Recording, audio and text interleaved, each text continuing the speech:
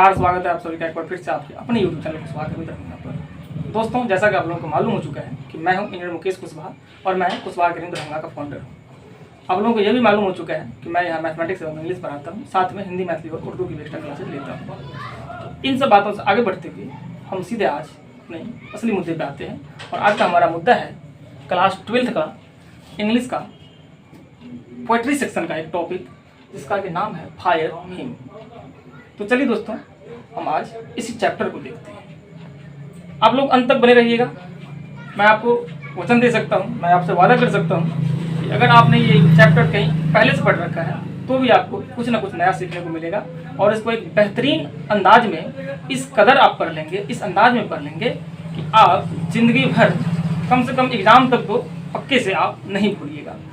तो मैं ऐसा करता हूँ कि आप लास्ट तक जुड़े रहेंगे और अगर आप लास्ट तक जुड़े रहते हैं तो आप लास्ट में पाएंगे कि आपको कुछ ना कुछ बेनिफिट जरूर मिला है। तो चलिए दोस्तों, शुरुआत करते हैं। चैप्टर का नाम क्या है? Fire him. फायर का मतलब होता है आग यानी कि अग्नि, और हिम का मतलब होता है स्तुति, वंदना, प्रार्थना। तो चैप्टर का नाम क्या हुआ? अग्नि स्तुति। फायर हिम, अग्नि स्तुति। अब जो है, जैसा कि आप लोगों को मालूम है कि हम किसी भी चैप्टर को पढ़ते हैं तो पहले जो है उसको लिखने वाले का नाम, उसके बाद उनकी जीवनी और लास्ट में वो चैप्टर क्या कहता है उसको देखते हैं। आज भी हम यही करने वाले हैं। पहले देखेंगे पोएट का नाम, क्योंकि ये एक पोएट्री सेक्शन का भाग है ना, तो पोएट का नाम देखेंगे। पहले मैं लिख देता हूँ नाम पोएट का और फिर जो है इसको याद करवा दूँगा आपको। चलिए दोस्तों, क्या नाम है? KKN दारूवाला। KKN दारूवाला, मेरे साथ बोलिए, KKN दारूवाला। अब याद कैसे होगा? तो चलिए दोस्तों, इस दारू को जो है आप पकड़ लीजिए और इस दारू को मिला दीजिए फायर में। आप क्या बोलिएगा? दारू पी के आग में कूद गया, दारू पी के आग में कूद गया। ऐसे ही होता है ना, दारू पीता है तो या तो पानी में जाता है या फिर आग में जाता है। दारू पीने वाला यही करता है ना। तो आप क्या करेंगे? दारू पी के आग में कूद गया, दारू पी के आग में कूद गया। जैसे ही 2-4 बार बोलेंगे आपको नाम याद हो जाएगा। तो मेरे ख्याल से आप नाम अब तक याद कर चुके होंगे। क्या नाम है? KKN दारूवाला। चलिए दोस्तों, अब हम आगे की बात देखते हैं। अब इनकी जीवनी। दोस्तों, KKN दारूवाला का जन्म जो है 24 जनवरी 1937 को आज के पाकिस्तान के लाहौर में हुआ था। हालांकि उस समय पाकिस्तान तो बना नहीं था। पाकिस्तान बना है 14 अगस्त 1947 को, ये बात आपको मालूम होगी। और इनका जन्म 1937 में ही हुआ है। दैट मीन्स इनका जन्म उस समय पाकिस्तान में नहीं हुआ था, भारत में ही हुआ था। लाहौर जो है भारत का ही हिस्सा हुआ करता था उस समय। हालांकि आज़ादी के बाद 14 अगस्त 1947 के बाद लाहौर जो है अब पाकिस्तान का हिस्सा है। अब देखिए, ये जो है KKN दारूवाला इंग्लिश भाषा में, अंग्रेजी भाषा में कविता और शॉर्ट स्टोरीज लिखा करते थे। दैट मीन्स ये इंग्लिश लैंग्वेज के poet and short story writer थे। क्या थे? इंग्लिश भाषा के poet and short story writers, और साथ में ये एक इंडियन पोएट थे। अब आप बात करेंगे कि जब इनका जन्म पाकिस्तान में हुआ था, आज के पाकिस्तान में, तो ये इंडियन पोएट कैसे हो गए? उन्होंने भारत की नागरिकता कब ली?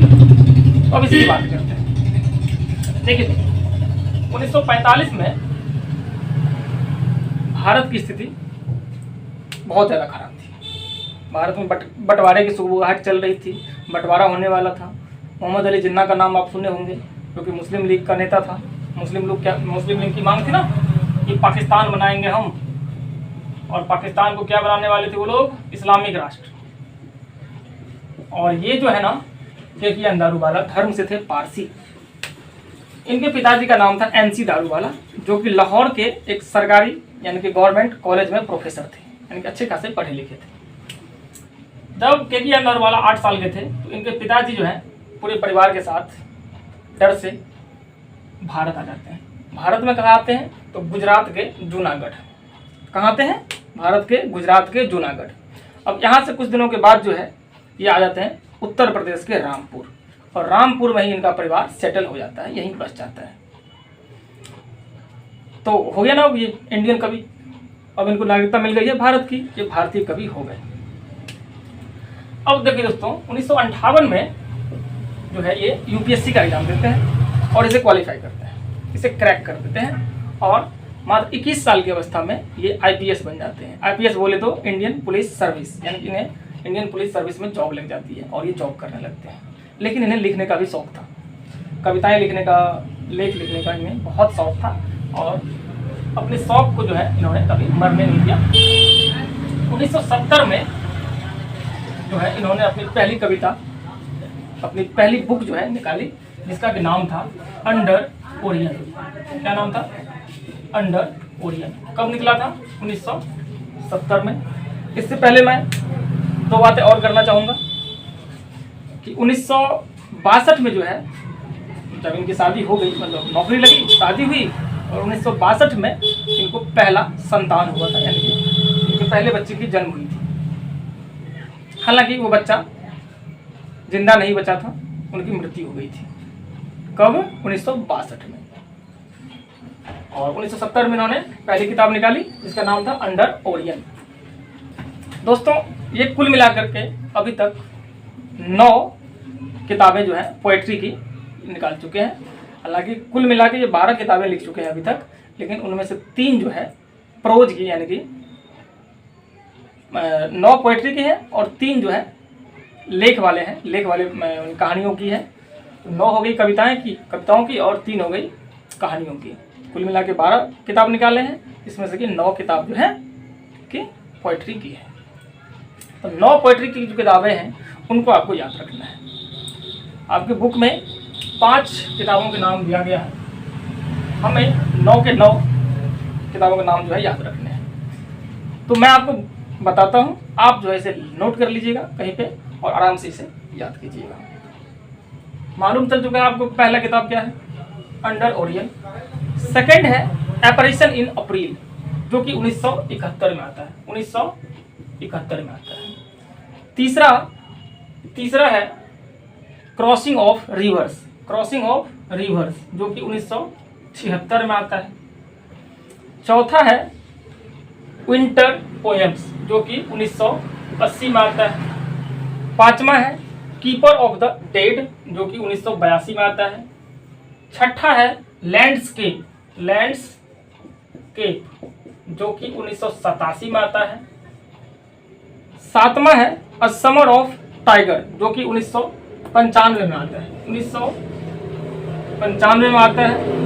8वां है नाइट रिवर, जो कि 2000 में आता है। और लास्ट है द मैप मेकर, जो कि 2002 में आता है। नाइट रिवर 2000 में और द मैप मेकर 2002 में आता है। तो चलिए दोस्तों, मेरे साथ दोहराइए कि 9 के 9 किताबों के नाम हम याद कर लेते हैं। फर्स्ट बुक है अंडर ओरियन 1970। सेकंड बुक है एपरेशन इन अप्रैल 1971। तीसरा है क्रॉसिंग ऑफ रिवर्स 1976। चौथा है विंटर पोएम्स 1980 में। 5वां है कीपर ऑफ द डेड 1982 में। छठा है लैंडस्केप 1987 में। 7वां है समर ऑफ टाइगर्स 1995 में। 8वां है नाइट रिवर 2000 में। और 9वां है द मैप मेकर, जो कि 2002 में आया। अब चलिए दोस्तों आगे देखते हैं। अब क्या है कि केके अंडारूवाला जो है उनको 1984 में साहित्य अकादमी पुरस्कार मिला था। कौन सा पुरस्कार मिला था? साहित्य अकादमी पुरस्कार मिला था। तो किस काम के लिए मिला था? साहित्य अकादमी पुरस्कार आपको पता होगा कि ये साहित्य के क्षेत्र में ही दिया जाने वाला पुरस्कार है। तो क्या लिखने के लिए मिला था? तो 1982 में जो इनकी किताब आई थी ना, जिसका नाम था कीपर ऑफ द डेड, इसी के लिए जो है इनको 1984 में साहित्य अकादमी का पुरस्कार मिला। दोस्तों याद रखिएगा कि साहित्य अकादमी पुरस्कार जो है भारत में साहित्य के क्षेत्र में दिया जाने वाला दूसरा सबसे बड़ा पुरस्कार है। तो आप कहिएगा कि पहला कौन है? तो पहला पुरस्कार है ज्ञानपीठ पुरस्कार। एक बात और याद रखिएगा कि साहित्य अकादमी पुरस्कार की शुरुआत भारत में 1954 में हुई थी और पहला इंसान जिसे साहित्य अकादमी पुरस्कार मिला था वो थे माखनलाल चतुर्वेदी। 1955 में इनको मिला था।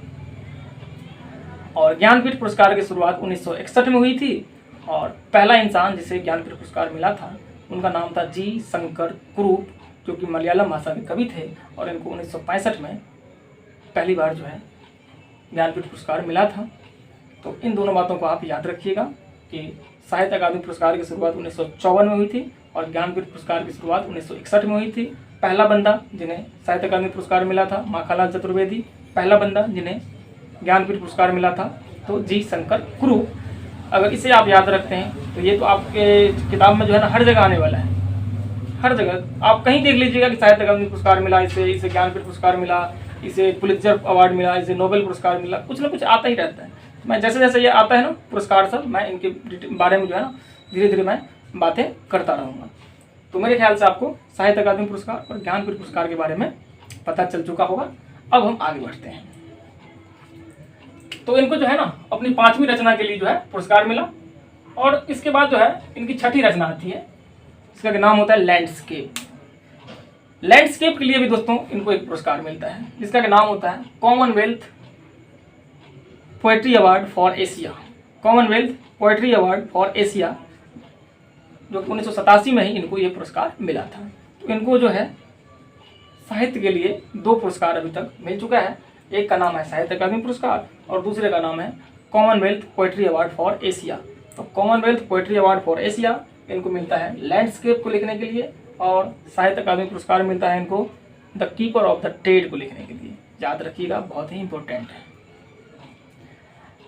अब देखिए दोस्तों, चूंकि ये अभी मरे नहीं, अभी ये जिंदा है, तो इनसे एक बार जो है किसी इंटरव्यू में पूछा गया कि बताइए सर, आप जो अपनी कविताओं को किस रूप में देखते हैं, उसमें आप क्या मतलब बताना चाहते हैं। तो ये कहे थे कि हमारी कविताएं जो है व्यक्तिपरक प्रतिक्रियाओं की एक प्रभावशाली रिकॉर्डिंग है। क्या बोला था?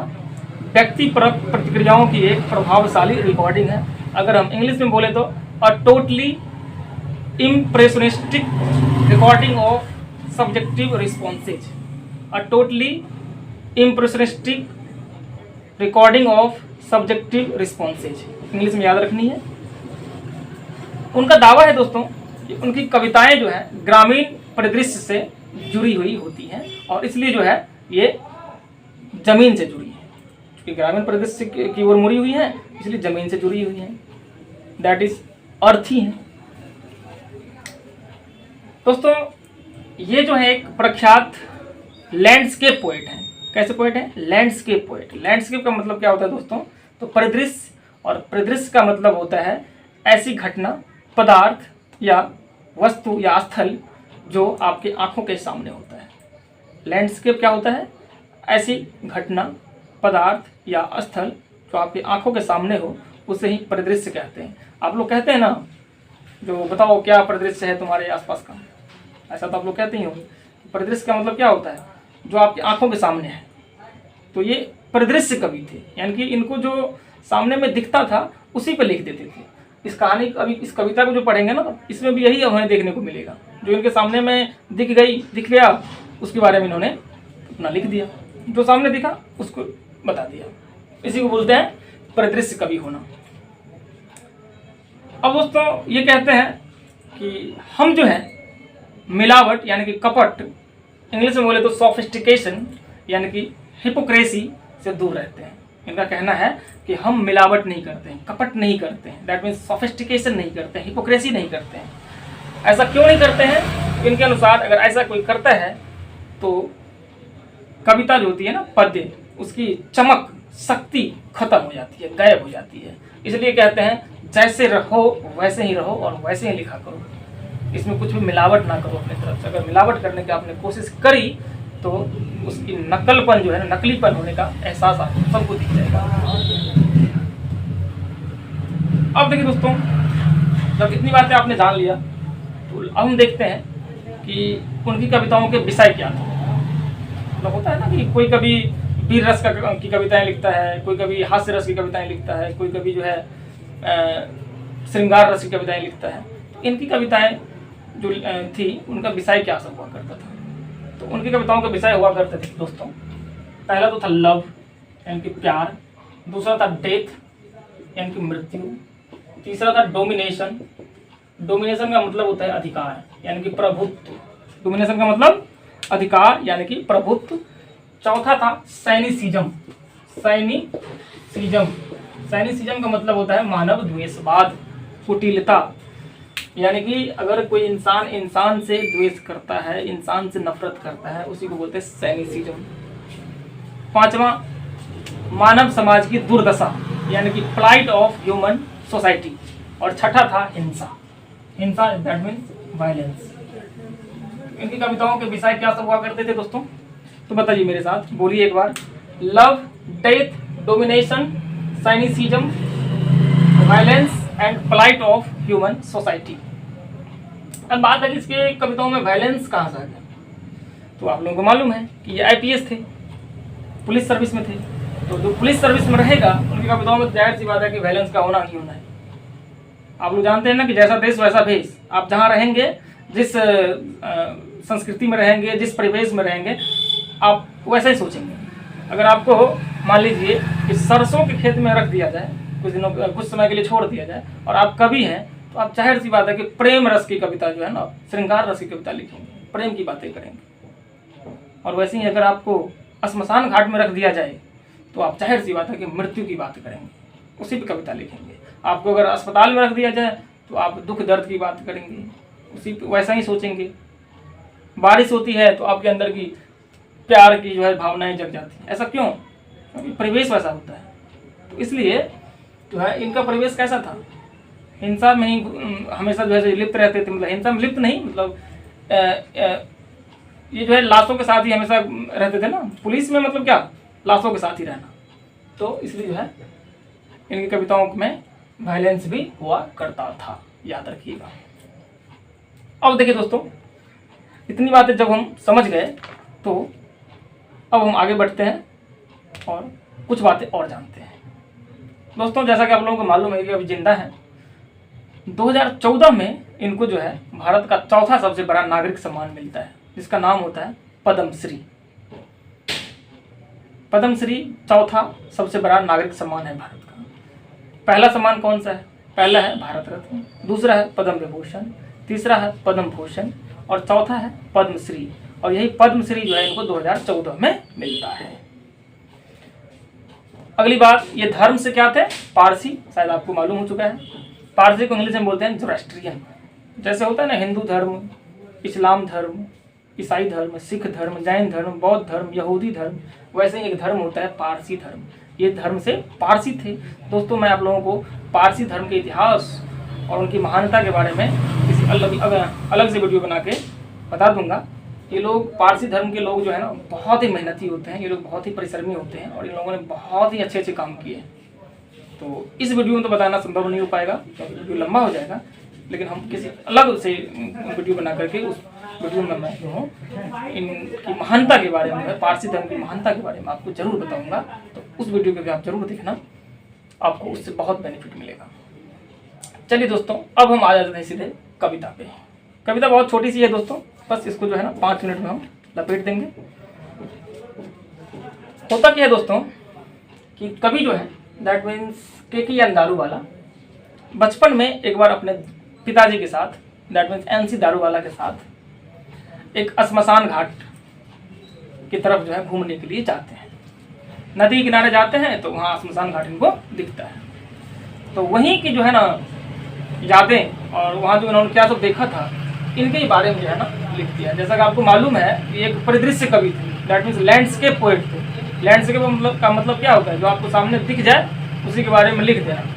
इनको जो घूमने के लिए गए थे और वहाँ पे जो सामने में दिखा था उसी को ये लिख रहे हैं, अपनी भावनाओं में बता रहे हैं। देखिए, शुरुआत करते हैं।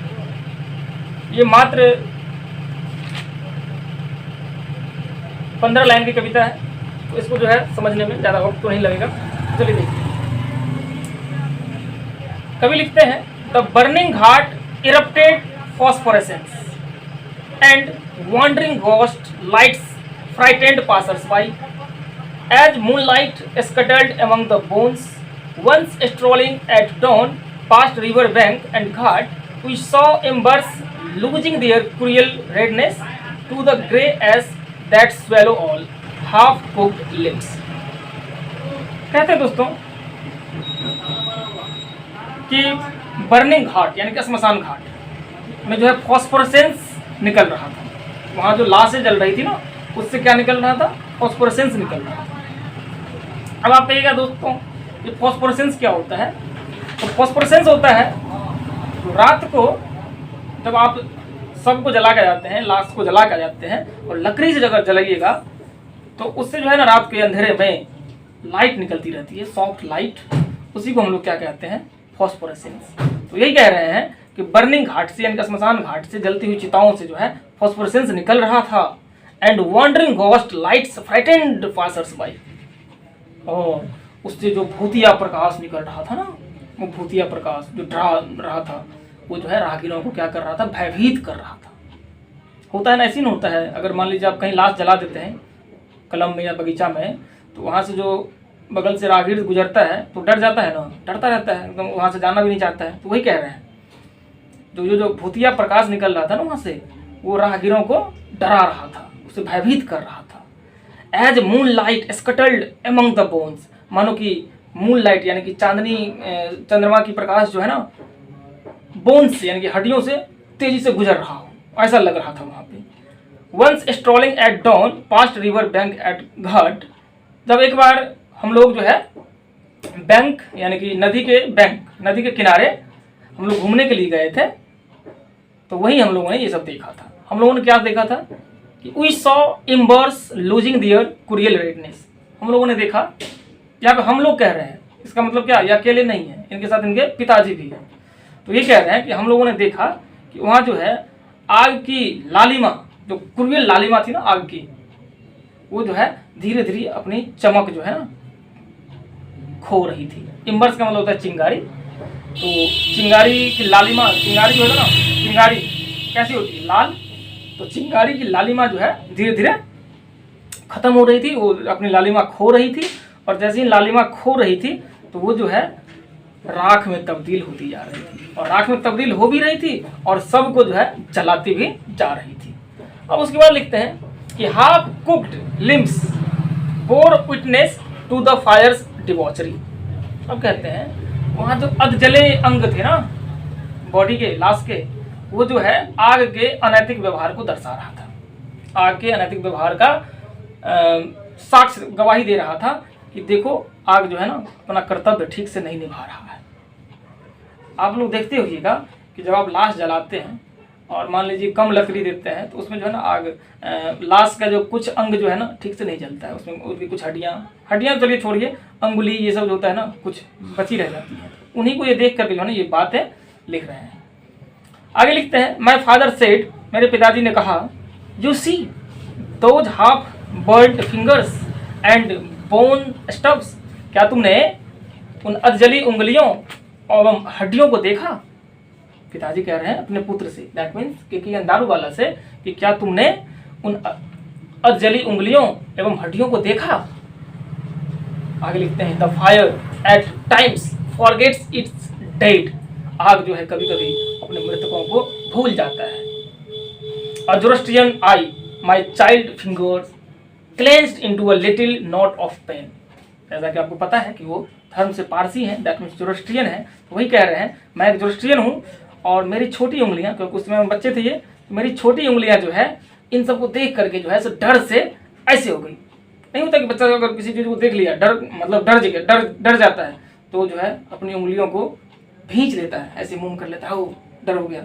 तो वैसे ही जो है ना ये बताना चाह रहे हैं, जो जब मैंने उस आग को देखा, आग में लाश को जलते देखा और उसमें जैसे मैंने देखा कि कुछ पार्ट्स जो है बॉडी के ठीक से जले नहीं हैं, उनको देखने पर जो है मुझे डर हो गया और मैंने अपनी उंगलियों को भींच लिया और जैसा ऐसा लगा कि मुझे दर्द होने लगा। आगे बोलते हैं, I swore to save fire from the scene of forgetfulness, और मैंने उसी समय शपथ ले लिया, मैंने प्रतिज्ञा कर ली कि मैं आग को, ये भूलने की जो बीमारी है, भूलने का जो पाप करता है ना आग, इसे मैं इससे बचाऊंगा। आप लोगों को मालूम होगा दोस्तों कि जोरोस्ट्रियन धर्म में, हालांकि हिंदू धर्म में भी आग को पवित्र माना गया है, लेकिन पारसी धर्म में भी आग को पवित्र माना गया है और वो लोग आग की पूजा करते हैं, जैसा कि चैप्टर का नाम भी है, आग की स्तुति करते हैं, आग की वंदना करते हैं, प्रार्थना करते हैं। और ये लोग जो है ना चाहते नहीं कि आग कोई भी अनैतिक व्यवहार करे, आग हमेशा अच्छा ही करे, इन लोगों की यही चाहत होती है। तो इसलिए जब उन्होंने देखा कि आग सही से अपना काम नहीं कर रहा है, बॉडी को सही से जला नहीं पा रहा है, कुछ अंगों को, कुछ पार्ट्स को छोड़ दे रहा है और जला छोड़ दे रहा है, तो उन्होंने उसी समय प्रतिज्ञा कर ली, शपथ ले ली कि हमें जो है आग को इस पाप से बचाना है। और लास्ट का स्टैंजा है, it never forget, it never forgot and 20 years since as I consigned my firstborn to the flames, the nearest tower of silence was 1,000 miles। कहते हैं दोस्तों कि मैं कभी नहीं भूला हूँ कि आज से 20 साल पहले, दैट मीन्स 1962 की बात कर रहे हैं। ये कविता कब लिखे हैं उन्होंने? 1962-82 में, तो उससे 20 साल पहले की बात कर रहे हैं। दैट मीन्स 1962 की बात कर रहे हैं। मैंने आपको पहले बताया था ना, 1962 में इनको जो है सो पहला संतान हुआ था, जिनकी मृत्यु हो गई थी। तो वही बात कह रहे हैं कि आज से 20 साल पहले उस भयावह दृश्य को मैं कभी नहीं भूला हूँ, जब मुझे जो है अपने पहले बच्चे को आग के हवाले करना पड़ा था। क्योंकि टावर ऑफ साइलेंस जो है, नज़दीक का टावर ऑफ साइलेंस, सबसे नज़दीकी टावर ऑफ साइलेंस हमारे घर से 1000 माइल्स यानी कि 1000 मील दूरी पर था। यहाँ समझिएगा दोस्तों कि टावर ऑफ साइलेंस क्या होता है। टावर ऑफ साइलेंस दोस्तों, जैसे हिंदू धर्म में शवों को जलाया जाता है, जैन धर्म में जलाया जाता है, सिख धर्म में भी जलाया जाता है, तो जहाँ शवों को जलाया जाता है उसे हम लोग कहते हैं श्मशान घाट। That means burning ghat, burning ghat. वैसे ही इस्लाम धर्म में, ईसाई धर्म में, इन सब धर्मों में जो है लाश को दफनाया जाता है, उसको बोलते हैं बरिंग प्लेस, यानी कि जहाँ बॉडी को बरी किया जाता है, यानी कि दफनाया जाता है। लेकिन पारसी धर्म में लाश को न तो जलाया जाता है और न ही दफनाया जाता है। तो क्या किया जाता है, तो इसमें जो है बॉडी को, यानी कि डेड बॉडी को लेकर के एक टावर ऑफ साइलेंस होता है, एक बहुत बड़ा टावर होता है, वहाँ पे ले जा करके बॉडी को रख दिया जाता है और वहाँ जो है गिद्ध, बाज, ये सब जो है उसको नोच के खा जाते हैं। इनमें ये परंपरा है। थोरास्ट्रियन धर्म में यही परंपरा है कि बॉडी को लोग टावर ऑफ साइलेंस के पास लेके जाओ और वहाँ पर आराम से रख दीजिए, उसको जो है सो गिद्ध, बाज सब खा जाएंगे। तो ये कहते हैं कि चूँकि इनका घर तो कहाँ था, उत्तर प्रदेश के रामपुर में एक भी टावर ऑफ साइलेंस नहीं है। आपकी जानकारी के लिए मैं बता दूं कि इंडिया में जो है मात्र एक ही टावर ऑफ साइलेंस है, एक ही टावर ऑफ साइलेंस। हालांकि आपको श्मशान घाट हर जगह दिख जाएगा, कब्रिस्तान भी हर जगह दिख जाएगा, लेकिन टावर ऑफ साइलेंस भारत में मात्र एक ही जगह है, वो है मुंबई में। और आपको पता होगा कि मुंबई की दूरी रामपुर से लगभग 1500 किलोमीटर है। आपको ये भी मालूम है कि एक मील में 1.6 किलोमीटर होते हैं। दैट मीन्स 1000 माइल अगर बोलेंगे इसका मतलब हुआ 1600 किलोमीटर। तो आप 1500 किलोमीटर को लगभग में तो 1000 माइल बोल ही सकते हैं ना। तो यही बात कह रहे हैं कि चूँकि हमारे घर से सबसे नज़दीक का जो टावर ऑफ साइलेंस था वो 1000 माइल जो है, यानी कि 1600-1500 किलोमीटर दूर था, इसलिए जो है हमें मजबूरी में, हम वहाँ जा नहीं सकते थे, तो मजबूरी में हमें जो है अपने पहले बच्चे को आग के हवाले करना पड़ा था। और इसलिए जो है वो पछता रहे हैं, इनको लग रहा है कि मेरे बच्चे के साथ भी ऐसा ही हुआ होगा, उनके पार्ट्स को सही से जलाया नहीं होगा आग, तो इनको जो है ना पछतावा हो रहा है। आगे कहते हैं, the firm him said to me to stand for given. आग की स्तुति, इनकी अग्नि स्तुति हमसे कहता है कि तुम्हें माफ़ किया जाता है, तुम्हारी भूल जो है ना क्षमा की जाती है।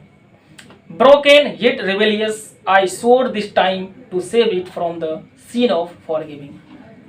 टूटा हुआ हूँ मैं, फिर भी विद्रोही हूँ, यानी कि ब्रोकन, टूटा हुआ हूँ, येट रिबेलियस, फिर भी विद्रोही हूँ। आई सोर, मैं प्रतिज्ञा लिया। क्या प्रतिज्ञा लिया?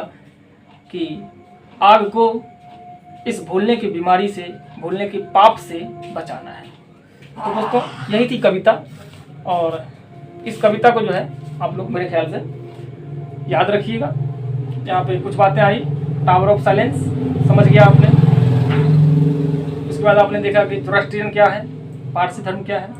पारसी धर्म के बारे में हालांकि हम अलग से लेक्चर लेंगे, उसमें हम पूरे डिटेल में आपको बताएंगे पारसी धर्म क्या है, नहीं है, कैसे होता है, उसमें क्या पद्धति है।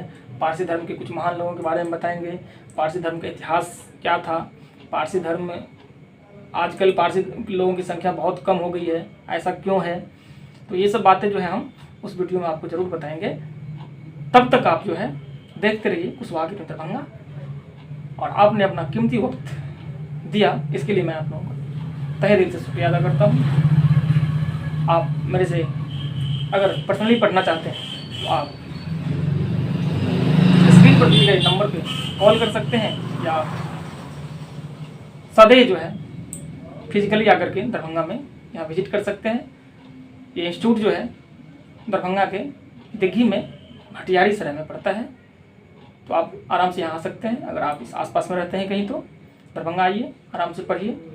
आपको हिंदी, मैथिली, उर्दू, मैथमेटिक्स एवं इंग्लिश पूरे डिटेल के साथ जो है पढ़ाई कराई जाएगी, और आप जब आएंगे तो आप निराश नहीं होंगे, या मैं आपसे वादा कर सकता हूँ। चलिए दोस्तों, इन्हीं सब बातों के साथ जो है मैं आपसे विदा लेना चाहूँगा। एक बार फिर से आप लोगों का मैं धन्यवाद करूँगा कि आप लोगों ने मुझे समय दिया, मुझे सुना। मैं उम्मीद करता हूँ कि आपने जो भी सुना है उसको किसी नोट में नोट कर लिए होंगे, ताकि आगे उसे रिवीजन करने में आसानी हो। तो चलिए दोस्तों, अब फाइनली मैं आप लोगों से विदा लेता हूँ।